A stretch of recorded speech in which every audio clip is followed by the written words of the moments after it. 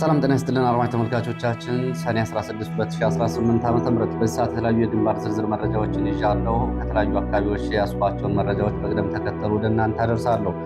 በትላንትናው ዕለት በነበረ ውጊያ በማዕከላዊ ጎንደር ምስራቅ ደንቢያ ቀጠና የፋኖ አመራሮች እየነበሩ ያስተላለፉትን ቃል ጨምሮ በዚህ ሰዓት መረጃና ዘገባዎችን ወደ እናንተ አደርሳለሁ። ከበባ ውስጥ ነን፣ ከበባውን ሰብረን ከወጣን እንገናኛለን፣ ከበባውን ሰብረን ካልወጣን ግን የህዝብን ትግል አደራ አድርሱልን በሚል እስከ መጨረሻው መስዋዕትነት ድረስ እንፋለማለን፣ አንድ ጥይት እስኪቀረን ድረስ እጅ አንሰጥም፣ የሚመጣውን እንቀበላለን በሚል የትግል አደራቸውን ያስተላለፉ የፋኖ አመራሮች የወደቁበትን ግንባር ጨምሮ ሌሎች አካባቢ ያሉ ዝርዝር መረጃዎችን ወደ እናንተ አደርሳለሁ። እየተከታተላችሁ አብራችሁ እንድትቆዩ ነው በአክብሮት የምጋብዛችሁ። እንዲህ ያው ጦርነት ነው፣ ውጊያ ነው። በተለያዩ ግንባሮች የሚሰሙ ዜናዎች ይኖራሉ ከውጊያ ጋር በተያያዘ። በዚህ ምክንያት ያው ብዙዎቻችሁ በማህበራዊ ሚዲያም በዚህ ቀጠና የመስዋዕትነት የከፈሉ የወደቁ የፋኖ አመራሮችን በማንሳት ብዙዎቻችሁ ፎቶግራፎቻቸውን፣ ምስሎቻቸው ስታዘዋውሩ ተመልክቻለሁ። ይህንን ጨምሮ ከፋኖ አዛዦች የተላለፈ ወቅታዊ መልእክትም ጭምር አለ። እሱን አደርሳለሁ።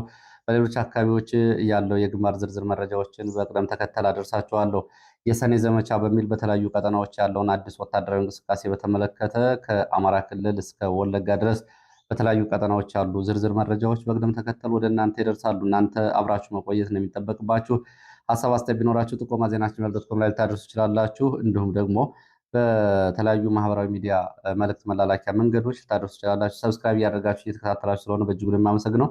እንግዲህ ያው አንዳንዴ ዩቲዩብ እንደሚያሳየው ስሌቱ ብዙዎቻችሁ አንዳንድ መረጃዎችን ሰብስክራይብ ሳታደርጉ ትመለከታላችሁ። ሰብስክራይብ ብታደርጉ ከእናንተ ምንም አይነት ወጪ አይወጣም፣ ወይም ደግሞ ምንም አይነት ኪሳራ አይደርስባችሁም። ሰብስክራይብ በማድረግ አዳዲስ መረጃዎች ሲለቀቁ እንደርሷችሁ የደወል ምልክቱ ብትጫኑ ደግሞ የመረጃዎች በሚለቀቁበት ሰዓት ማሳወቂያ መልእክት ጭምር አለርት ይደርሳችኋል።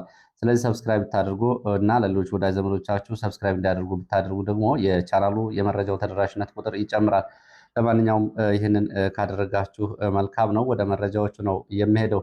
ወደ መረጃዎች ሲሄድ በማዕከላዊ ጎንደር ዞን ትላንትና በምስራቅ ደንቢያ በተለያዩ አካባቢዎች የነበሩ ዘመቻዎችን የተመለከቱ መረጃዎችን ወደ እናንተ አደርሳለሁ። በምስራቅ ደንቢያ ወረዳ አምሳ ፈጅ ተብሎ በሚጠራ ቦታ በተደረገ የሌሊት ውጊያ ከፍተኛ ሰብአዊ፣ ቁሳዊና ወታደራዊ ኪሳራ መድረሱ ታውቋል። እኛ ከበባ ውስጥ ነን፣ ከቻልን ከበባውን ሰብረን እንወጣለን፣ ካልቻልን ግን እጃችን ጠላት አይዘውም፣ እየተከላከልን አንድ ጥይት እስኪቀረን ድረስ የሚመጣውን መስዋዕትነት እንቀበላለን፣ መስዋዕትነቱን እንከፍላለን። ትግሉን ግን አደራ እናንተ ውጡ፣ እናንተ ወጥታችሁ ትግሉን ዳር አድርሱ፣ ለህዝብና ለወገን ታማኝነታችሁን እስከ መጨረሻው አረጋግጡ በሚል እንግዲህ ዋጋ የከፈሉ የፋኖ አመራሮች የከበባ ዘመቻን የተመለከተው መረጃ ነው። ሰብረን ከወጣን እንገናኛለን፣ ከቀረን ግን ትግሉን አደራ ያሉት የፋኖ መሪዎች፣ የፋኖ አባላት ለሰዓታት ከባድ ውጊያ አድርገው በኮማንዶ ሻለቃ አዛዥ በሚሊሻና በእግረኛ ሰራዊት ላይ ከባድ ጉዳት አድርሰዋል። ለአራት ተከታታይ ሰዓታት በነበረ የከበባ ውጊያ ከበባውን ሰብረው ለመውጣት ከባድ ትንቅንቅ አድርገዋል። በዚህ ውስጥ በቀጠናው የሚታወቁ ቀደም ብሎ በፖለቲካ እንቅስቃሴያቸው በወታደራዊ ስምሪትና ዲሲፕሊን የሚታወቁ የፋኖ መሪዎችን በዚህ መስዋዕትነት መክፈላቸውን ነው መረጃዎቹ የሚያሳዩት። በአጠቃላይ ሁኔታውን በተመለከተ በፋኖ በኩል ዝርዝር መረጃዎች እየተጠበቁ እንደሆነ መረጃዎች ገልጸዋል። ከዚህ ከፋኖ ከበባ ጋር ከደረሰው ጉዳት ጋር በተያያዘ የተለያዩ ጉዳዮችና የመረጃ ስምሪቶችን በተመለከተ ዝርዝር መግለጫ በተያያዘ እና ከመረጃ ጉዳዮች ጋር በተያያዘ ዝርዝር መረጃ እና ዝርዝር ስምሪት ይሰጥበታል ተብሏል።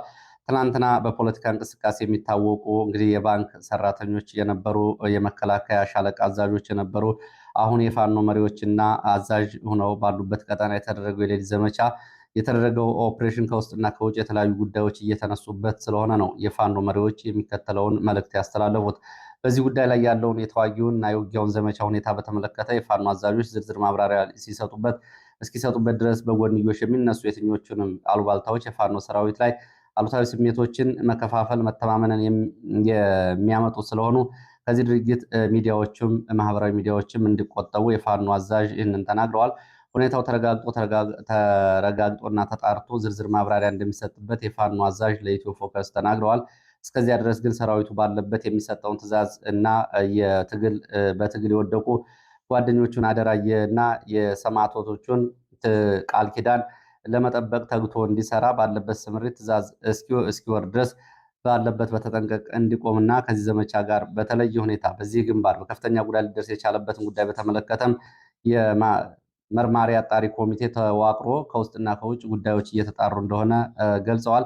ይሄ ዝርዝር ማብራሪያ እስኪሰጥ ድረስ ሚዲያዎችም ማህበራዊ ሚዲያዎችም ከተለያዩ ብያኔውና ሀሳቦቻቸው እንዲቆጠቡ ነው የገለጹት። በትላንትናው የሌሊት ዘመቻ የአደራ ቃል ኪዳናቸውን ሰጥተው ካለፉት መካከል እነ ፋኖ አማራ አሸነፍ ይገኙበታል። እነ መቶ አለቃ ሳምሶን፣ እነ ሻለቃ በራን ጨምሮ እነዚህ ወታደራዊ አዛዦች እና የፋኖ መሪዎች በዚህ የቀጠና ዘመቻ ጉዳት አስተናግደዋል። ብዙ ማህበራዊ ሚዲያዎች ላይም ካቢኔ የፖለቲካ እንቅስቃሴ ጀምሮ ብዙዎቻችሁ እና አማራን ስለምታውቋቸው ብዙዎቻችሁ ሀዘናችሁን እየገለጻችሁ ነው የምትገኙት። እነ ፋኖ አማራ አሸነፍ ላለፉት 7 ዓመታት ስለ አማራ አንድነት፣ ስለ ፋኖ አንድነት የአማራ ህዝብ ማሸነፊያ ብቸኛ ጉልበቱ አንድነቱ እንደሆነ በተደጋጋሚ ጽፈዋል። በተደጋጋሚ ጥሪ አቅርበዋል። በቅንነት ከሁሉም አቅጣጫ የሚመጡትን አሉታዊ፣ አዎንታዊ አስተያየቶች በመቀበል ከአንድነት ውጭ ምንም ማሸነፊያ መንገድ የለም በሚል ለአንድነት ተደጋጋሚ ጥሪዎችን ሲያቀርቡ ቆይተዋል። በሁሉም አቅጣጫ የሚገኙ የአማራ ታጋዮች በዚህ የጸና የአንድነት አቋማቸው የሚያውቋቸው ናቸው። ትላንትና ዋጋ የከፈሉት በእስር ቤት የተሰቃዩ በመጨረሻም አንድ ህይወታቸውን ለዚህ ትግል ሲባል የከፈሉ እነዚህ የፋኖ መሪዎች የትግል አደራቸውን ዳር ለማድረስ አሁንም አንድነት ግዴታ ነው። በተለያዩ ቀጠናዎች ፋኖ በፍጥነት ወደ አንድነት አለመምጣት በተለያዩ አካባቢዎች ለሚደርሱ ዘመቻዎች እና ለሰርጎ ገብ እንዲሁም ደግሞ ለኩታ ገጠም ዘመቻዎች አሉታዊ አስተዋጽኦ እያደረገ ስለሆነ አሁንም አደራቸውን በመቀበል ፋኖ ወደ አንድነት እንዲመጣ የፋኖ መሪው በዚሁ ጥሪ አቅርበዋል። እንግዲህ የፋኖ መሪዎቹ በዚህ ጉዳይ ላይ ማብራሪያ እንደሚሰጡ ከተቻለም ቃለ ምልልስ ረዘም ያለ እንደሚሰጡ ተናግረዋል። ይህ እንግዲህ በዚህ ቀጠና ያለው ሁኔታ ይህንን ይመስላል። ከዚህ ጋር በተያያዘ ዝርዝር መረጃዎችን እንጠብቃለን። ወደ ወሎ ቀጠና ስንሄድ በአምባሰል ቀጠና በአምባሰል ተራሮች በውጫሌና በመርሳ ውርጌሳ ሐይቅ እስከ አምባሰል እንዲሁም ደግሞ ከሐይቅ እስከ መርሳና ውርጌሳ ባሉት የጊራና ሸለቆና የምሌ ወንዞች ጨምሮ እስከ ተራራማው ውጫሌ አካባቢዎች ድረስ ከፍተኛ የእግረኛ ስምሪትና አዲስ ዘመቻ መጀመሩን ዛሬ ከአካባቢ የወጡ መረጃዎች ገልጸዋል። መነሻውን ከሐይቅ ከውጫሌ ከመርሳ ያደረገ ኃይል በተለያዩ አቅጣጫዎች ስምሪት መውሰዱን የገለጹት የመረጃ ምንጮች ይህንን ተከትሎ ዛሬ በየአካባቢው በሚገኙ የሀብሮ የሐይቅ ገጠራማ አካባቢዎች የባጃጅና የትራንስፖርት እንቅስቃሴ እንዲቆም ተደርጓል ብለዋል። ዛሬ ማለዳ ጀምሮ ይህንን በተመለከተ የመረጃ ምንጮቹ የሚከተለውን ምልከታ አድርሰዋል። ዛሬ አዲስ ዘመቻ በሚል ከሐይቅ በወረባቦ በኩል በሰግለም ብሎ ወደ ፋጂ ጊራና ሸለቆ የዘመተ ኃይል ከሐይቅ ተውለደሬ በሚሊሻ በሲኖትራክ በመከላከያዎችን እንዲሁም ደግሞ በኮንቮይ ጭኖ በ6 ድሽቃና 121 ሚሊሜትር መድፍ የሚባሉትን በኦራል በየጎተተና ጭኖ ወደ አካባቢው ከማለዳ ጀምሮ እንቅስቃሴ ስለማድረጉ ከሙሳ ተራራ አካባቢ የወጡ መረጃዎች ይገልጻሉ። በዚሁ ቀጠና ሌላው አቅጣጫ ደግሞ ጎንፎ ኮለቦ ተብሎ ከሚጠራው ውጫሌ ካለው መከላከያ ጋር ተናቦ የሚሌ ወንዝን ተከትሎ ወደ ፉጂ በሌላ አቅጣጫ የሚደረግ ዘመቻ እንደሆነ ተገልጿል። ሶስተኛ አቅጣጫ ደግሞ ከመርሳ ወደ ጊራና ኩልባይን ተብሎ ወደሚጠሩ አቅጣጫዎች ነው ዘመቻ እየተደረገ ያለው። የጊራና ውጫሌ ከተማ አካባቢዎች አሁን ከፍተኛ የሆነ ጭንቀት ነው ያለው። ገጠራማ አካባቢዎቹ የመንገድ ትራንስፖርት እንዲዘጋ ተደርጓል። የባጃጅ እንቅስቃሴም እንደዚሁ ቆሟል ነው ያሉት። እንግዲህ ከሐይቅ ከውጫሌና ከመርሳ አካባቢ ወደዚህ ቀጠና ያለውን ወታደራዊ ስምሪት የተመለከተ መረጃ ነው። በዚህ ቀጠና